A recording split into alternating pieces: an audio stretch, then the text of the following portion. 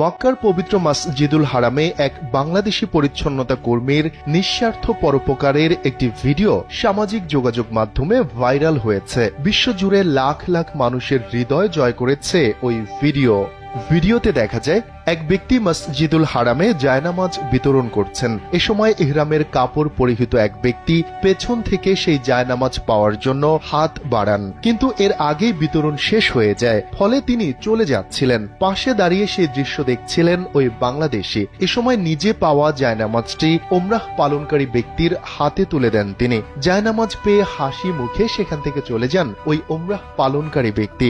সাধারণ এই আচরণের মধ্য দিয়ে যে বিশাল উদারতা প্রকাশ পেয়েছে তা ইন্টারনেট দুনিয়ায় ব্যাপক প্রশংসিত হচ্ছে।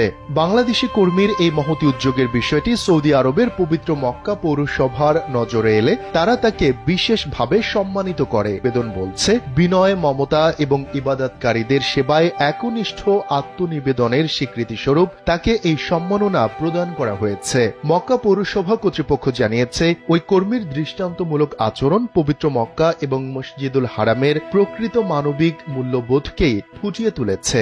কর্তৃপক্ষ এই সাধারণ কর্মীর আচরণের প্রশংসা করে বলেছে, এটি মহানুভবতার একটি বিশুদ্ধতম উদাহরণ। ইবাদতকারীদের প্রতি তার এই নিঃস্বার্থ মমতা এবং মানবিক আচরণ পবিত্র স্থানের পবিত্রতাকে আরো মহামান্বিত করেছে।